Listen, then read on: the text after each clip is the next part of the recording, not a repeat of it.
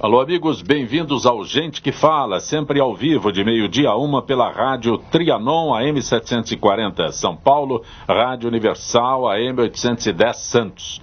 Eu digo de meio-dia a 1, mas com horário eleitoral em Santo André, e a concessão da Rádio Trianon é Santo André, nós temos horário eleitoral. Como diz o Lucas Neto, produtivo e esclarecedor horário eleitoral ainda nesta semana. Hoje já tivemos essa parcela, amanhã, quinta e sexta-feira ainda teremos este horário eleitoral. Estamos transmitindo ao vivo, direto do estúdio da Rádio Trianon, através da nossa fanpage, Facebook/programa Gente que Fala. Estamos também na AltV, www.altv.com.br. Estamos na TV Guarulhos, canal 20 UHF, canal 3 da NET, em Guarulhos, ambas 11h30 da noite. Acesse nosso blog, conheça nossos colunistas e colaboradores, gentequefala.com.br, à sua disposição WhatsApp 974012235 e ainda um telefone à sua disposição aqui no estúdio da Rádio Trianon, 3289-3580. Conosco, biomédica Márcia Ribold. Prazer tê-la aqui, Márcia. Igualmente. Você é chefe de laboratório da Igenomix Brasil. O que é Igenomix Brasil? Então, na verdade, a Igenomix é uma filial de um laboratório espanhol e nós somos um laboratório genético especializado em medicina reprodutiva. Então, fazemos todos os tipos de testes na área da genética reprodutiva, pré-concepcional, pré-implantacional, pré-natal, todo voltado à infertilidade e reprodução. Aí a identificação com as tuas outras habilitações, ginecologista, obstetra, é isso? É, isso mesmo, ginecologia, reprodução assistida, fertilização in vitro, essas coisas. Também conosco a pediatra doutora Lilian Sadek. Prazer, doutora Lilian. Prazer. A senhora é vice-presidente da Sociedade de Pediatria de São Paulo e também diretora da Sociedade Brasileira de Pediatria. Isso mesmo. Pronunciei corretamente? Pronunciou corretamente. Eu sou diretora de cursos da Sociedade Brasileira de Pediatria e atuo aqui como vice-presidente da Sociedade de Pediatria de São Paulo. Também conosco o coaching Bruno César Kostonski. Falei corretamente? Certinho, corretamente. Sabe que é sempre você, como nem precisei dos teus recursos de hipnoterapeuta para poder... Falou corretamente, Kostonski. Por que coaching? Coaching é uma metodologia, né? A tradução da palavra coach é treinador, professor, Sim. né? E eu até explico por que coaching, porque as pessoas confundem exatamente com este coaching treinador, né? Exatamente. Se fala coach, deve estar treinando que time de futebol? Não. É o professor em geral. Então, eu até costumo falar, o professor de inglês é um coach, o professor universitário, ele é um coach. Então, tudo que é aquela pessoa que passa o ensinamento, ele é um coach. A minha especialidade é o life coach, coach de vida. É para pessoas que têm dificuldade para, por exemplo, eu preciso escolher uma profissão. Aí eu vou lá e entro com os meus recursos, com a minha metodologia para a pessoa ver o que ela vai se sentir bem. Uma orientação. Uma orientação, isso. E através disso também entra daí a hipnose clínica, a constelação familiar, todo um trabalho para a saúde emocional. É um termo que surgiu há pouco tempo no Brasil, coach, nessa...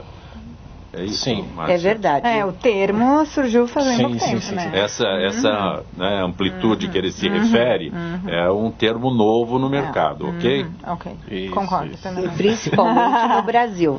Sim, Aliás, eu falo no Brasil, não é? Eu fui apresentada a esse termo há 4 semanas atrás, no meu curso de francês, na verdade, onde eles citavam exatamente essa área de atuação atual. E eu acho que está sendo colocado, né?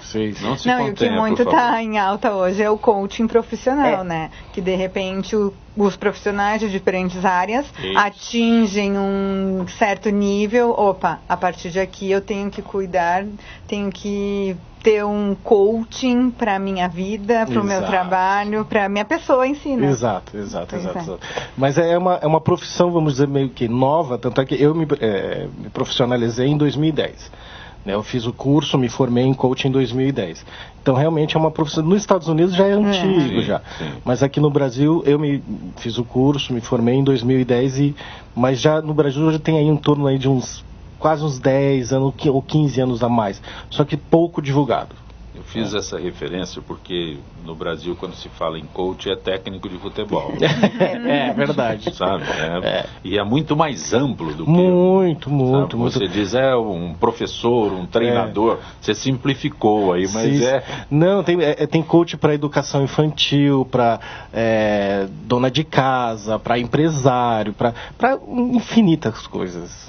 Você tem um para locutor de rádio. A gente arruma. Que bom.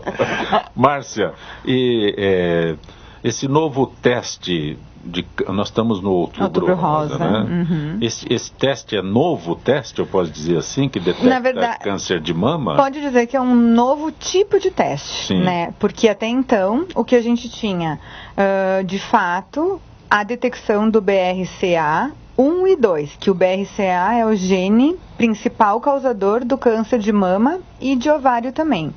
Mas o que tem de novo, né, nesse lançamento é que o ano passado foi feito um estudo com mais de 1.500 pacientes nos Estados Unidos pela Sociedade Americana de Oncologia, né, Sociedade Clínica de Oncologia, que detectaram que, não é só o BRCA1 e 2. Tem vários outros genes que podem estar associados a esse BRCA1 e 2 e que, se a gente souber antes, a gente pode fazer um tratamento personalizado para cada paciente, reduzir os riscos da doença se desenvolver e aí, com isso, né, ganhar uma expectativa de vida muito maior para essas pacientes que têm mutação.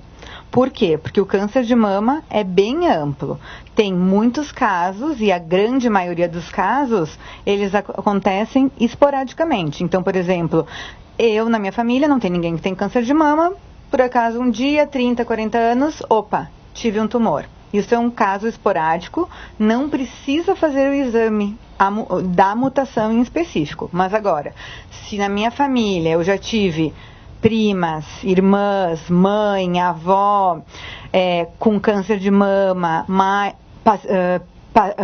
parentes jovens, aí a gente tem que abrir o olho e são esses grupos de pessoas que são pessoas de risco e que aí sim devem fazer esses tipos de exame de rastreamento. Esse exame é BRCA que você citou. Ficou famoso por causa da Angelina Jolie. Isso, na verdade, há 2 anos atrás, eu acho, no ano retrasado, ela fez o exame por quê? Porque a mãe dela faleceu de câncer de mama antes dos 50 anos.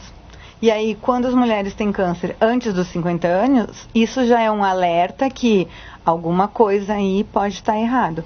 E aí, claro, ela está nos Estados Unidos, ali tem milhões de testes, ela tem milhões de recursos, ela fez o teste, deu que ela tem uma das mutações, e como ela já teve filhos, como ela já tem mais de 40 anos, ela decidiu então, vou fazer uma prevenção, vou tirar as mamas, e depois ela tirou os ovários. E com isso então, a chance dela de 80% de desenvolver um câncer de mama por causa da mutação, caiu para 5%. Ela está no meio de todas as outras mulheres que não têm histórico familiar. Você fez referência aos Estados Unidos, aliás, a extensiva, a doutora Lília e o doutor Bruno. Você fala dos Estados Unidos, mas eu fico tentando trazer esta realidade de lá para cá, né? Porque pesquisa nos Estados Unidos, aconteceu isso, aconteceu aquilo, mas a nossa realidade aqui é muito diferente. Muito diferente. Nós moramos em São Paulo. A realidade de São Paulo já é diferente. Completamente. A senhora que é pediatra, sai um pouco, não precisa ir muito longe, não. 100 quilômetros de São Paulo já é outra realidade. Sem dúvida. A gente tem várias realidades dentro do Brasil. Sim. E dentro do próprio município de São Paulo, nós podemos falar que temos diferentes realidades. Porque nós temos uma medicina de primeiro mundo, com possibilidades de realizar muito que se faz nos Estados Unidos, né? Porque a Márcia está descrevendo uma medicina de primeiro mundo. Exatamente. Mas, ao mesmo tempo, nós temos áreas aqui onde são muito carentes.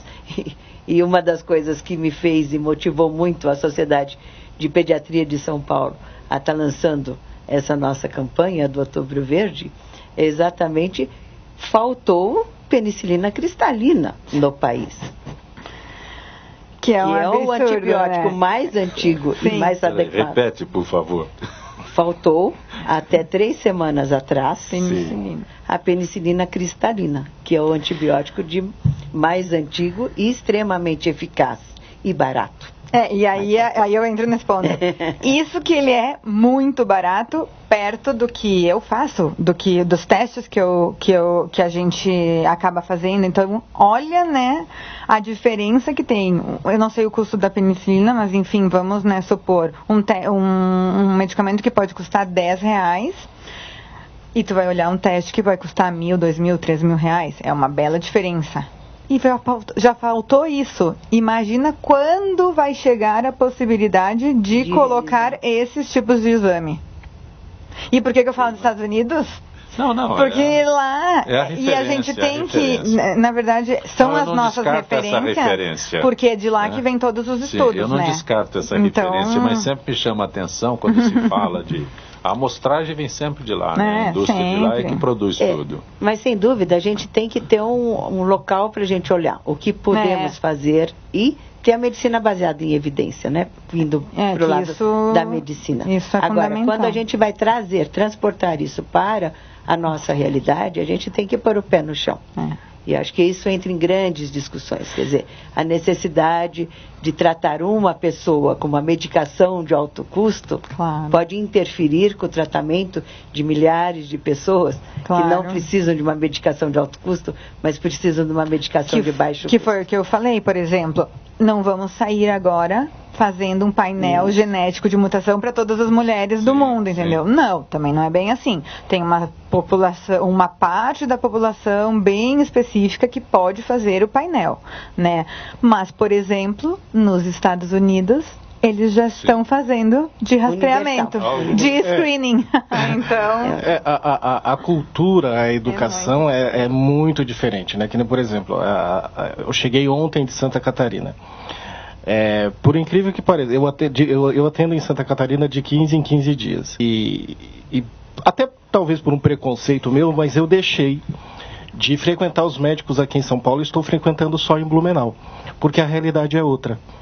O meu plano de saúde aqui em São Paulo parece assim... enfim, eu nem tenho palavra para descrever. Lá em Blumenau, a realidade é outra, o atendimento é outro. O médico de lá de Blumenau, ele pegou e suspendeu 3 medicações minhas e falou, eu não sei por que você está tomando isso, para de tomar isso. Exames que me passaram uma bateria, enfim, a realidade, a preocupação é outra, a educação, a cultura é outra. Está proibido de ficar doente aqui em São Paulo. Então, assim, eu até conversando lá em casa, de 15 em 15 dias, conversando lá em casa, eu falei, olha, é incrível, mas assim, eu estou deixando para fazer todos os meus exames em Blumenau, porque a realidade é outra. Doutora Lília, a Márcia se referiu ao nosso Outubro Rosa, né? Mas a da senhora é Outubro Verde. Exatamente. Na verdade, a gente até brincou que vai virar samba, né? Mangueira, porque é Outubro Rosa e Verde, ou Verde Rosa. Já existia, desde 2007, um dia lançado pelo Ministério da Saúde, o Dia de Combate à Sífilis Congênita. E esse dia é o 3º sábado do mês de outubro. E a cor que foi determinada para a sífilis e a sífilis congênita é o verde. E desde 2007 existe então esse dia de combate à sífilis e sífilis congênita. E o que a gente tem visto que em vez de diminuir a prevalência da sífilis e da sífilis congênita, está aumentando. Como? Está aumentando. As campanhas visam reduzir? Né? Todas as campanhas visam reduzir e a gente não está vendo essa redução. Muito pelo contrário. A gente está vendo um aumento da incidência de sífilis e de sífilis congênita. O que é a sífilis congênita, por favor? Eu sou leigo e eu só tenho que explicar. Perfeito. A sífilis congênita é quando a gestante tem sífilis, que é uma doença sexualmente transmissível, causada por uma bactéria chamada treponema, e se ela tem durante a gestação e não trata, ela pode passar para o feto e dar uma série de repercussões no feto dentro dessa sífilis congênita. Desde aborto, natimorto, nascer prematuro, nascer com alterações clínicas ou até nascer sem nenhum sintoma. Mas vir apresentar sintomas depois de alguns anos, até depois de 2 anos. E daí já com sequelas. Então, na verdade, a sífilis congênita é uma consequência do aumento da sífilis na população. Da falta de penicilina. Que a biomédica quer acrescentar? Da falta de penicilina. Não, foi antes até da falta de penicilina. Sim, não, claro, o problema é que o tratamento para sífilis na gestante e no adulto que adquire a doença é com bezetacil. Se foi no 3º sábado, foi sábado... Foi dia 15. Passado agora, né? Na verdade foi dia 15, né? Porque esse mês tem... Sim. E a senhora falou que essa campanha é do governo? Não. Não, da sociedade. A sociedade decidiu fazer um mês, para ver se com isso a gente consegue estimular. E o objetivo da nossa campanha é exatamente, está linkando, porque o Outubro Rosa é da mulher, a gestante é a mulher, então a gente falou assim, não vai bater uma coisa com a outra, muito pelo contrário, em vários locais onde eu estou tendo a oportunidade de falar, geralmente é depois do obstetra, do ginecologista, do Outubro Rosa, entre o Outubro Verde, e eu acho que foi uma parceria boa, porque nós fizemos exatamente uma parceria com a Sociedade de Obstetrícia e Ginecologia, para ver se a gente, durante esse mês, fala muito sobre sífilis, para a gente empoderar a população, eles saberem que isso existe e que tem tratamento, se for diagnosticado precocemente. A sífilis não é um mal desprezado no Brasil atualmente? Então, eu não sei se ele é desprezado, eu acho que ele até... É que no Brasil as coisas entram no cotidiano e aí a gente já despreza, já não... Eu acho que é falta de informação, né? Porque numa vez que, não se ouve falar muito, já não existe muito, então... Sim. Por que eu vou me cuidar? Por que eu vou me prevenir? Sim. E quando vê, já extrapola os números. Eu acho que é mais ou menos isso. Eu acho que é por aí, e por isso que nós estamos enfocando, não o médico. A gente está enfocando a população. É o paciente. Por quê? Porque existem exames nas unidades básicas de saúde. Teste rápido para detectar na gestante. Em detectando na gestante, agora nós temos penicilina benzatina, que é o bezetacil, nós temos disponível. E se eu tratar a gestante e o parceiro, não adianta tratar só a gestante, tem que tratar o parceiro, eu evito a sífilis congênita. Eu realmente posso prevenir a sífilis congênita ou tratar a sífilis congênita. Se o feto já adquiriu, eu posso, inclusive, tratando a mãe. Então, a hora que nasce uma criança que tem sífilis congênita, foi uma falha muito grande. Uma falha durante o pré-natal. E por isso que nós temos que estar cobrando. É outra realidade no Brasil que deixa passar. Dr. Bruno César, o que é o método Tardema? O método Tardema eu criei, como eu trabalho, sou formado em coach, constelação familiar e hipnose clínica, eu acabei criando outras técnicas e aí eu precisei colocar o nome pro meu trabalho, né? As pessoas falam, mas você é coach? Você é hipnoterapeuta? Você trabalha com constelação? Aí eu resolvi acoplar tudo num nome só. Então eu coloquei Tardema Terapia. Então o que é a Tardema? A Tardema é uma palavra de origem hebraica e ela traduzida na Bíblia até entra como sono profundo. Então o meu trabalho, o paciente ele não entra, o cliente aliás, perdão, ele não entra no sono profundo, ele entra no estado de relaxamento. Quando ele entra nesse estado de relaxamento, eu consigo trabalhar o inconsciente dele, que é lá que está tudo.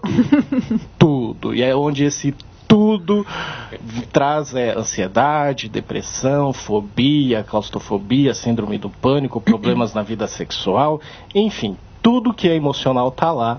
Eu costumo sempre brincar, é a sementinha que foi plantada no inconsciente, que germinou, virou uma árvore, e essa árvore está dando os frutos, e aí é que está. Quais são esses frutos? Porque eu sempre falo, a minha vida, a vida de todos nós, ela não é guiada pelo consciente, ela é guiada pelo inconsciente. E aí que está a pergunta, o que tem no seu inconsciente? Quando você diz sobre hipnose clínica, isso significa, e você fez referência, sem medicamentos, mas o brasileiro gosta de uma injeção, um comprimido. Gosta. Nem tanto, viu? Se gostasse, ele tomava mais bezetacil. Mas hoje essa cultura, graças a Deus, está mudando, né? Hoje muitas pessoas estão partindo para um tratamento complementar, tal. Tanto é que algumas pessoas até falam, mas você não cria rixa com médicos e tal. Eu falo, não, pelo contrário, né? Eu tenho colegas que são psicólogos, que são psiquiatras, que indicam o meu trabalho, e eu sempre falo, eu não sou médico, eu sou terapeuta, e por mais que a pessoa fale, você pode suspender um medicamento? Não posso, porque eu não sou médico. Eu sou um terapeuta complementar. Então eu sou indicado por psiquiatras, eu sou até indicado lá no Sul por um cardiologista, tal, que tudo que está envolvido ao emocional eu consigo trabalhar e consigo reverter. Doutora Lilian, você assustou quando eu disse que o brasileiro gosta de uma injeção? Não, o brasileiro, se não fosse dessa forma, o brasileiro não ia tanto às farmácias, né? Perguntava o que tem de novo aí.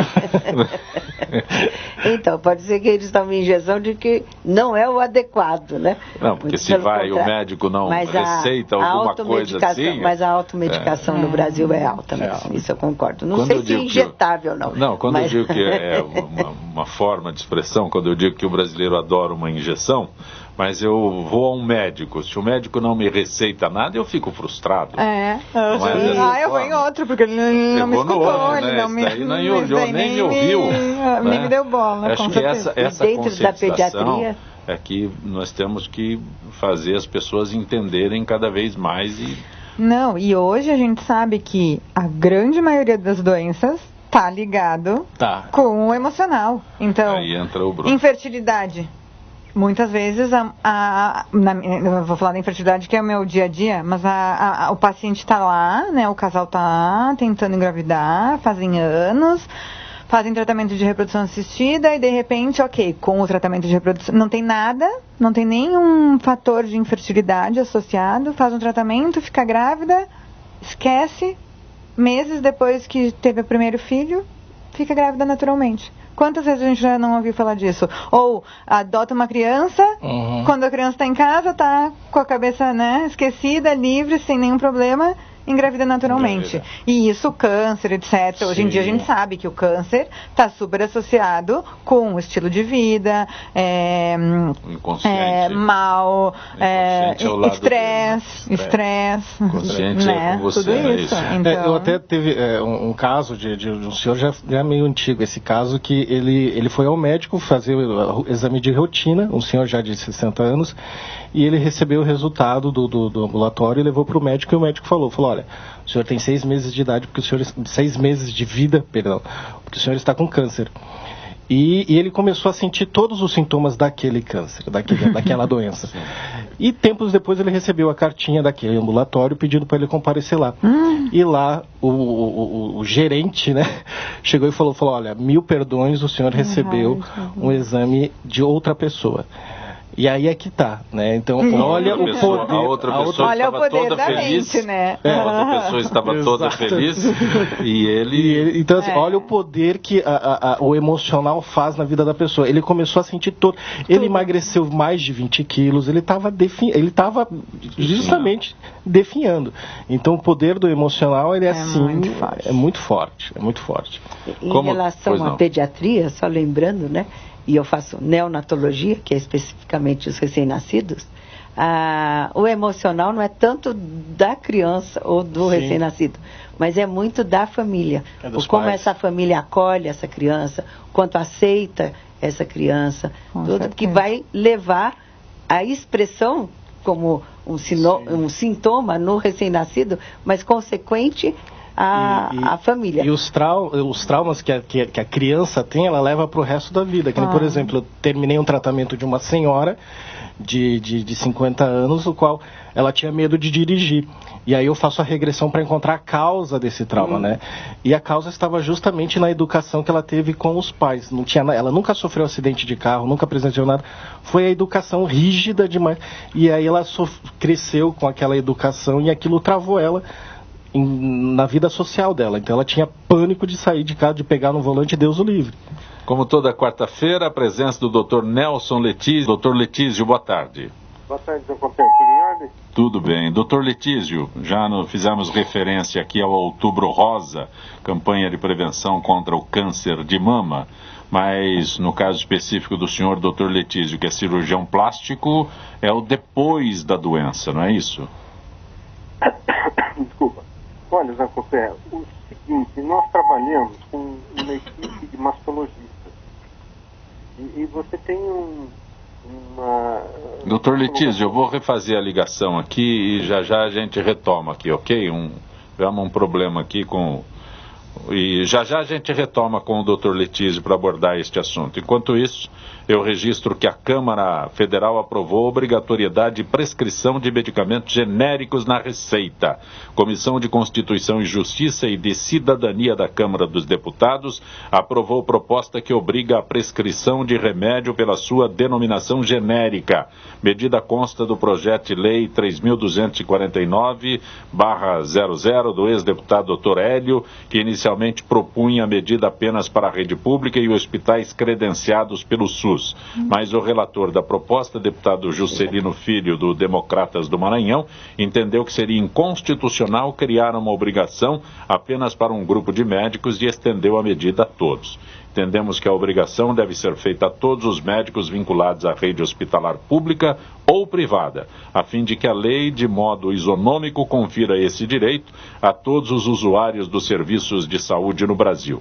A proposta faculta ao médico o direito de, após a denominação genérica, indicar o nome comercial ou de marca. O profissional pode ainda expressar a sua preferência por um dos produtos e se manifestar contra a substituição de um medicamento específico por seu genérico. Portanto, aprovada a obrigatoriedade de prescrição de medicamentos genéricos na Receita, informações que nós trazemos através da FIPESP, Associação dos Funcionários Públicos do Estado de São Paulo. Doutora Aline, a senhora falou que é correto? Eu ouvi a senhora dizer que, quando eu li aqui sobre... Eu por favor. Não falei nada, mas eu acho correto. Eu também. Na verdade, isso dentro do serviço público, e eu trabalho no Hospital das Clínicas, isso já é norma, né? Há vários anos. É a prática do dia a dia, e nós estamos com um grupo de residentes, alunos da faculdade, residentes, onde nós já ensinamos isso. Porque o paciente que recebe uma prescrição, ele pode ter o direito, ele deve ter o direito de escolher entre os medicamentos. Agora, isso não tira a autonomia do médico de falar, olha, dentro dessa classe de medicamento, que eu estou escrevendo um nome genérico, eu acho que tal remédio é mais eficaz. Que o A é melhor que o B. Agora, a gente sempre faz a parte... Sempre pelo genérico mesmo. A senhora exatamente confirmou o que eu imaginava, uma lei para regulamentar o que já existe, né? Já existe no serviço público, né? Sim. E era aqui interessante... é só para dizer que no serviço privado essa lei é só para dizer que a isonomia entra. Exatamente. Então, assim, achei gozado porque você está entrando, né? Veio uma lei que era de 2000, na verdade, né? Mas tudo bem, isso acontece aqui. Doutor Nelson Letísio, retomamos aqui, doutor Letísio. Então, Zé Copé, eu estava falando para você. Nós pertencemos a um grupo como mastologistas, nós fazemos uma equipe da cirurgia plástica com mastologia. Isso é muito importante, porque dá a paciente acometida por um problema na mama um alento um pouco melhor, porque mesmo antes, você fala no sentido do pós-cirúrgico, muitas vezes a gente conversa com a paciente antes da cirurgia, a gente combina antes que tipo de tratamento que ela será submetida, qual o tipo de abordagem que vai ser realizada durante a cirurgia. Isso eu acho muito importante, sabe, no sentido de para que não haja já é uma área meio difícil, que pode haver surpresas durante a cirurgia, mas que não haja muitas surpresas no pós-operatório. É muito complicado já tomar um diagnóstico, ouvir um diagnóstico desse. E ainda, além do diagnóstico, a paciente no pós-operatório, de repente recebe a notícia, olha, infelizmente nós precisamos extirpar a tua mama toda. Então é muito difícil, sabe? Então a gente procura, Zé Copé, que a paciente é um ser humano, e esse ser humano, ela é difícil ouvir diagnósticos desagradáveis, ruins, assim, que possam trazer desconforto. Então, o que a gente procura? Dentro de um bom senso, já orientar a paciente que será feita uma reconstrução, nós poderemos fazer algumas coisas mais importantes para que ela se sinta melhor, ela já vem para a cirurgia melhor, sabe? Porque é uma área complicada, é uma área muito boa, porque nem sempre você sai mutilado, nem sempre você tem um problema sério. O diagnóstico precoce é muito importante. Então você faz muitas vezes cirurgias bastante conservadoras com resultados excelentes na recuperação, excelentes. Doutor Letísio, eu agradeço tua gentileza com o nosso Gente que Fala. Uma boa tarde, doutor Letísio. Saúde e paz para todos. Para nós. Conosco a biomédica doutora Márcia Ribold, a pediatra doutora Lilian Sadek, o coaching Bruno César Kostomski. Perfeito. Você me complica. Doutora Lilian, a senhora lança um livro Nascer Prematuro, Manual de Orientação aos Pais. É isso? É isso. Nós estamos lançando esse livro, que é um manual, eu e mais 4 colegas, que atuamos dentro das UTIs neonatais, mas além disso nós atuamos no segmento dessas crianças que nascem prematuras. E uma grande preocupação que nós tínhamos é exatamente estar dando alta para esta criança que nasceu prematura e que às vezes ficou internada 1 mês, 2 meses, às vezes até mais do que isso, para os pais, e que eles vão ter uma série de dúvidas no momento que chegar em casa, na hora que eles começarem a ter que ficar sozinhos ali cuidando.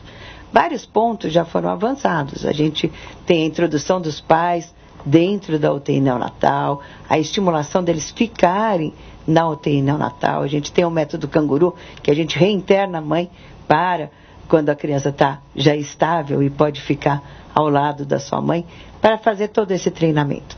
Mas apesar de tudo isso, a gente ainda sente uma insegurança desses pais no momento de levar a criança para casa. Um prematuro não é sempre traumático? Para os pais, lógico. E para o prematuro também deve ser bem traumático. Ele só vai descobrir isso depois com o Bruno fazendo. Deve ficar vários... Eu já passei por uma situação dessa. Vários traumas ali. Então, realmente, é sempre traumático, porque eles têm que ter o luto do bebê idealizado, né? Porque sempre que engravida, se for uma gestação desejada, né, Márcia? Às vezes não é, mas se for uma gestação desejada, eles estão imaginando um bebê que vai nascer gordinho, geralmente aqui no Brasil, clarinho, né? Loirinho, de olho claro. E na hora que essa gestação, que deveria durar 40 semanas, acaba sendo interrompida, isso interrompe todo aquele processo, né, dessa família para estar recebendo esse bebê. E vem um bebê, como a Mariana, de 490 gramas. E que parece extremamente sensível. 490 gramas. De 26 semanas, quer dizer, nasceu 14 semanas antes. Então, ela, além de ser pequena, cabe na palma da mão, né? Normalmente, ela é extremamente frágil. Né?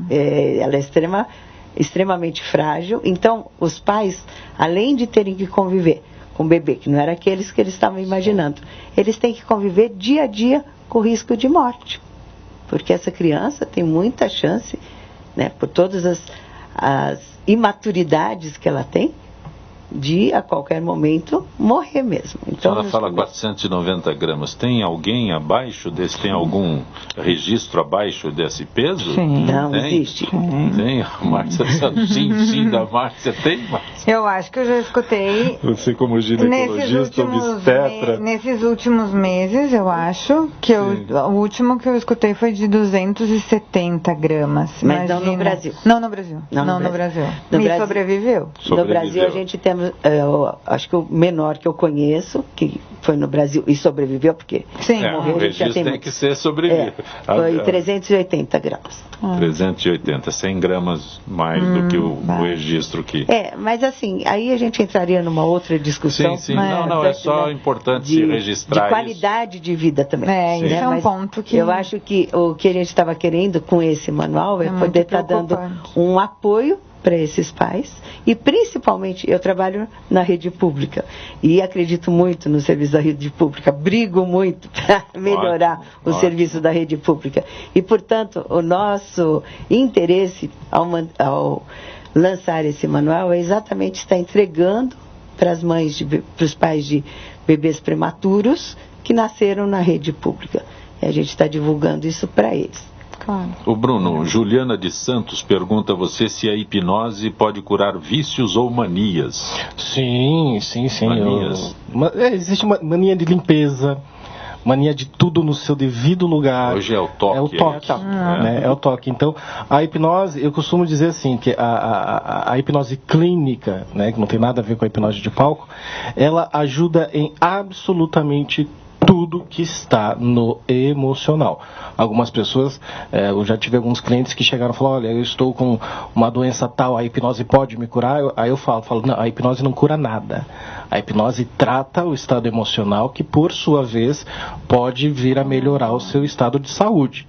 Mas cura, tanto é que alguns clientes falam, eu quero ir e tal, como é que funciona? Então, no meu trabalho, eu sempre falo, olha, no mínimo que eu faço são 3 sessões e no máximo 5. Por quê? Porque eu vou diretamente na causa do problema. Então, por exemplo, um exemplo figurado. A pessoa está com um braço quebrado. Eu não vou na dor da pessoa, eu vou na causa. Né? Então eu vou lá e já se pronto, acabou. Né? Algumas pessoas até falam, qual é a diferença da hipnose clínica para o psiquiatra? Né? Então eu também falo, o psiquiatra ele trabalha com medicamento, ele vai anestesiar a sua dor. Eu não, eu vou mexer na ferida, eu vou na causa, para trabalhar a causa e com isso, claro, o problema ele é solucionado. Mas eu sempre deixo claro, a hipnose não trabalha com cura, a hipnose trabalha com tratamento de causa. Isso pode acontecer com 3 sessões, 4 sessões ou no máximo 5 sessões. Por que esse número limitado? Porque eu não... Uma é insuficiente, 2 é mais ou menos, 3 é... Depende, que cada caso é um caso. Por exemplo, uma senhora que eu atendi, ela foi lá porque ela não estava tendo mais vida social porque ela tinha uma fobia gigantesca por barata. Então ela não saía de casa. Então com 3 sessões eu resolvi. Sim. Já tem pessoa com depressão. Matou todas as baratas em casa? Né? Trabalhei... Não, a causa foi... A causa foi que quando ela era... Mas assim, é aquilo que eu falo. Você encontra na rua, você... Mas existe uma causa, né? A causa dela foi que assim... É a aversão. Né? Quando ela era criança, por volta dos 10 anos de idade, ela estava brincando com os irmãos e os primos, e um dos primos pegou uma barata e jogou dentro da roupa dela. Então aquilo criou a sementinha que entrou no inconsciente que virou uma... Então por causa... E aquilo com o tempo vai crescendo. Preciso usar um pouco de ironia claro.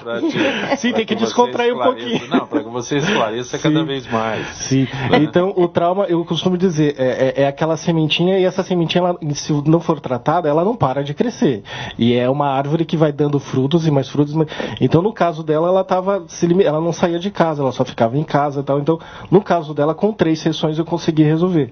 Já casos assim mais, vamos dizer assim, que precisa ter uma devida atenção, daí são 5 sessões, que nem, por exemplo, uma ansiedade, uma síndrome do pânico, aí eu trabalho com 5 sessões. Doutora Lilian Carla da Pompeia pergunta a senhora até que ponto o uso da internet e videogame tem prejudicado o desenvolvimento de crianças.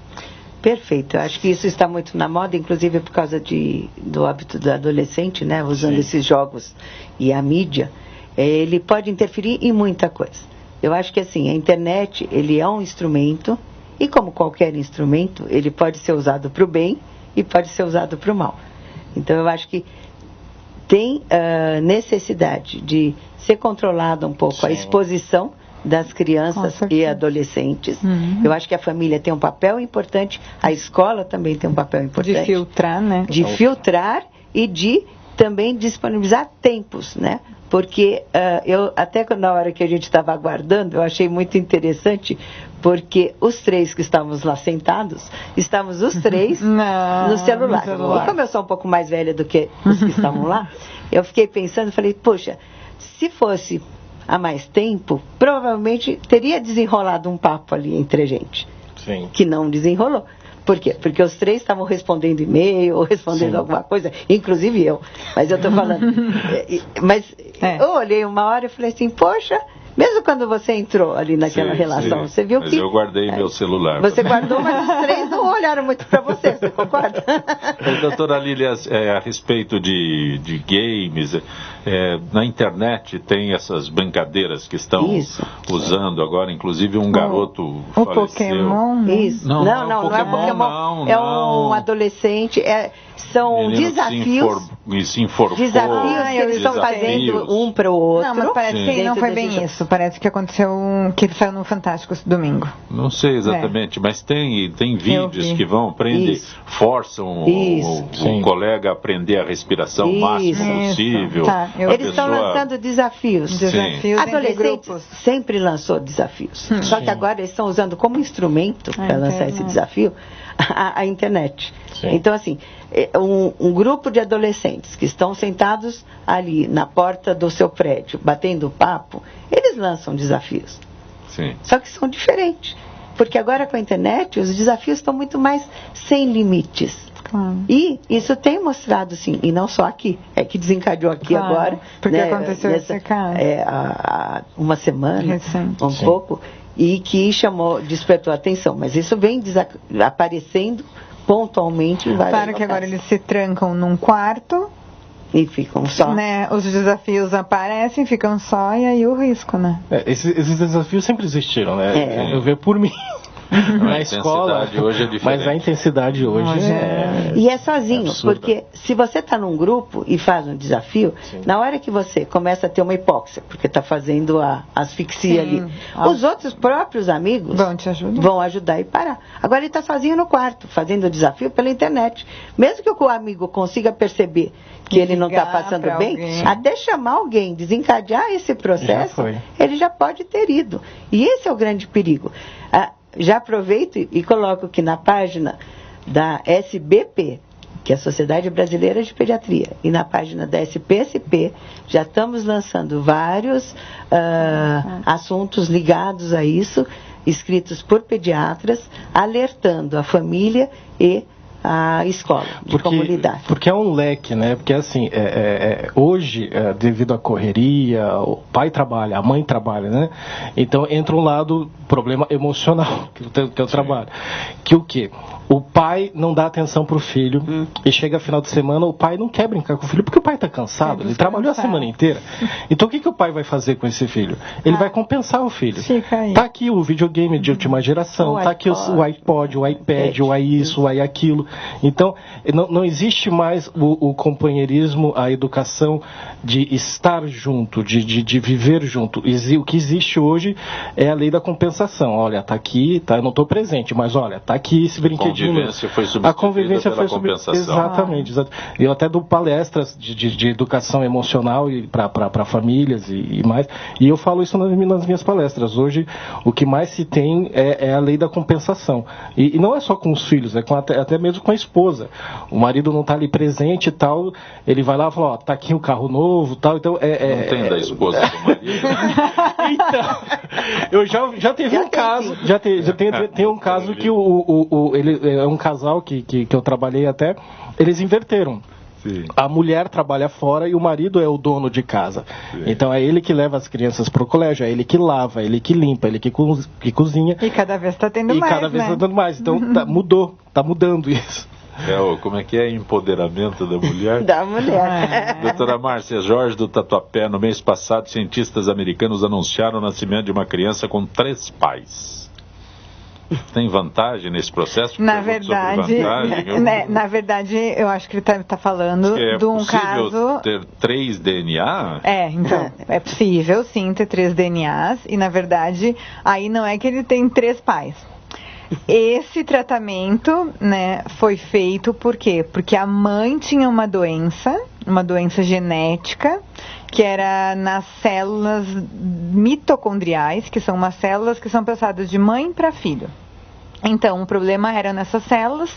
Se ela tivesse filhos, todos os filhos iam ser afetados pela doença. O que foi feito, então?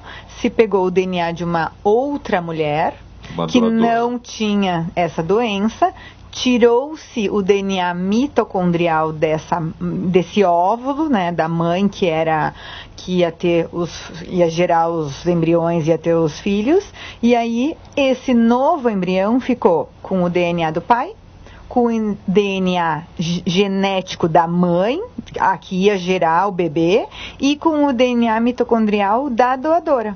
E sendo assim, essa criança não desenvolveu uma doença genética mitocondrial.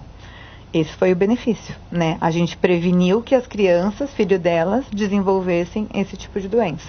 Mas esse caso é super recente, é um método muito, muito recente. Aconteceu agora, foi no México que nasceu, né? Com uma tecnologia desenvolvida nos Estados Unidos. Sim. Né? No Brasil ainda não é permitido fazer esse tipo México, de... Porque também não é permitido fazer. É sempre esta situação que se acomoda tudo. A doutora Márcia, a doutora Lília e também o Bruno, Flávia da cidade de Tiradentes, pergunta se estaríamos preparados para uma nova epidemia de dengue, de zika. O verão está chegando aí, o calor vai de novo fazer com que os mosquitinhos se reproduzam. Você quer perguntar se estamos preparados? Não. Se sabemos que vai vir, agora nós sabemos. Vai acontecer tudo o que aconteceu no passado? Vai acontecer. E talvez mais potente, né? Sim. E tem dengue, zika e faltou a chikungunya. Né? E a zika, só lembrando aqui da minha parte, que se a gestante adquirir a infecção pelo zika vírus, pode causar malformações no feto e a criança nascer principalmente sistema nervoso central, com as microcefalias ou outras alterações neurológicas que estão se detectando, alterações oculares, auditivas, e que isso fica uma sequela, né? Então, realmente, e na parte da reprodução, claro, agora já tem alguns testes para detectar, né, o Zika vírus, que é o mais potente e prejudicial na nossa área, né? Mas se uma paciente, por exemplo, está fazendo tratamento de reprodução ou descobre que está grávida e tem Zika, não tem o que fazer. Não tem o que fazer. Ela tem que esperar.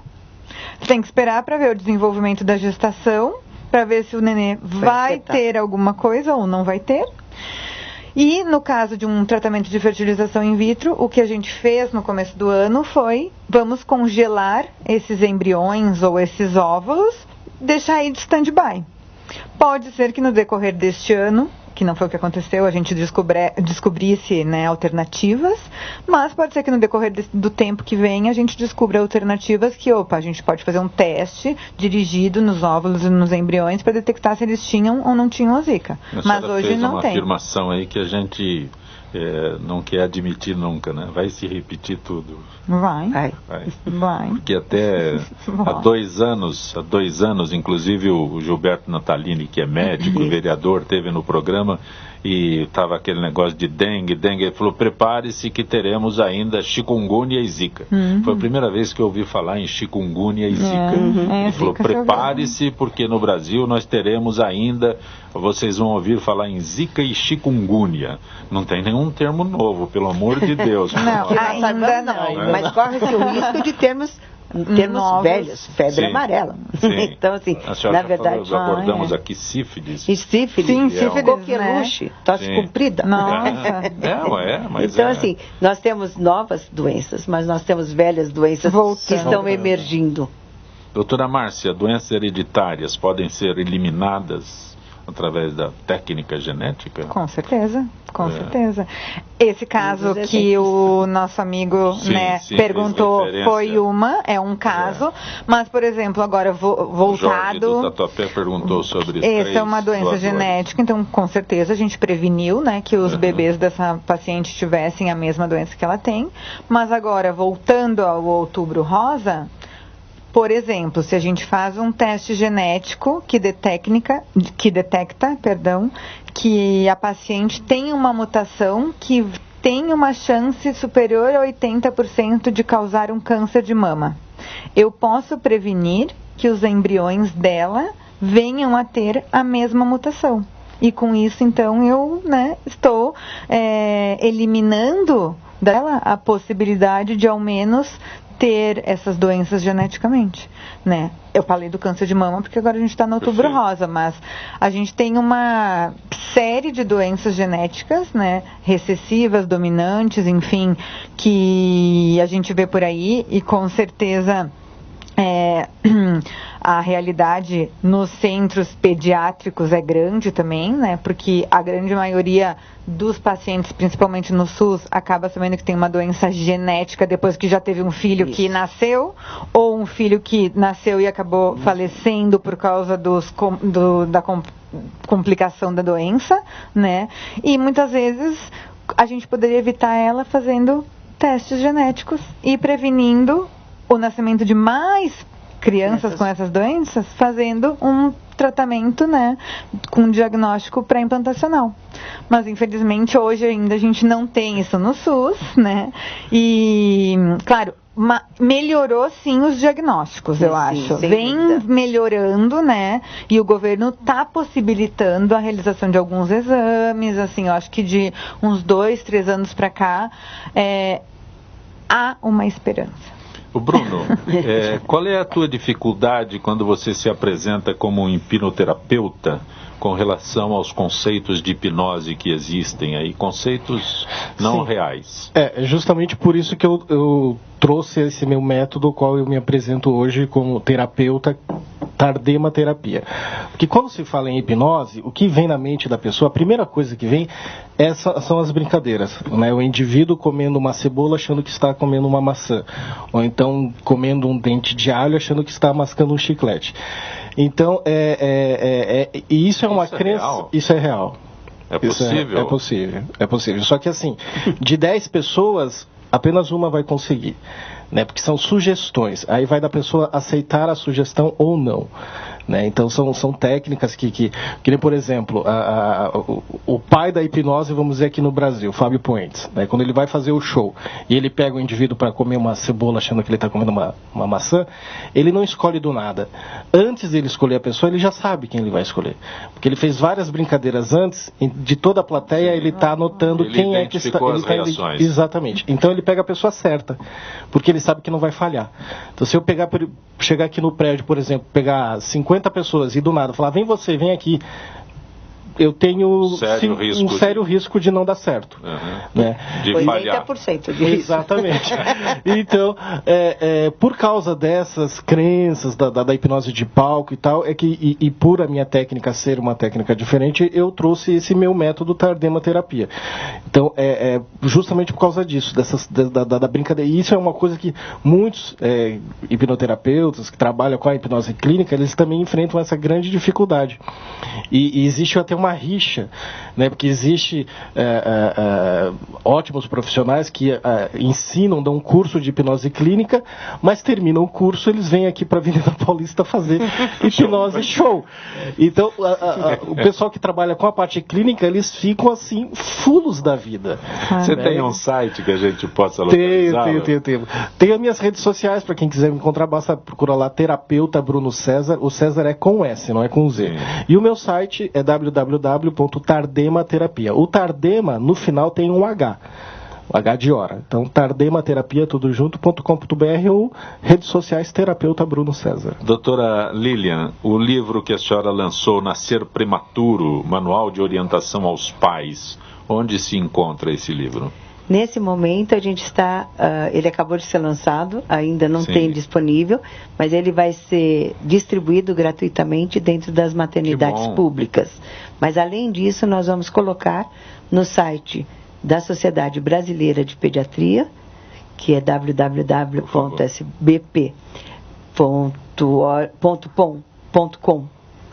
e no da SPSP, que é www.spsp.org.br. .com.br? Não. .org. A SPSP é .org. A SBP é .com. Por isso que eu me confundi também. A brasileira é .com e a de São Paulo é .org. E a gente pretende até começo de novembro, que já está chegando, né, já ter disponível no site e aberto para todos que quiserem consultar. Tipo Márcia um Flickbook, que é aquele que você... Márcia Riboldi, qual é a forma de localizar o Genomics? No nosso site, nas nossas redes sociais, www.genomics.com.br. Agradeço a presença de vocês no nosso Gente que Fala. A direção-geral do jornalista Fausto Camunha, a diretora de produção Zenilda Salvato, redação Pedro Esquiavon, produção cultural Ricardo Godoy, na rádio Trianon, Benevene, Cléo Rodrigues, Neildo Neres, Ricardo Valim, na direção da TV Guarulhos, Fernando Mauro, na direção da UTV Alberto Luquete, na técnica James Eduardo, Paulo Afonso e Iago Matsumoto.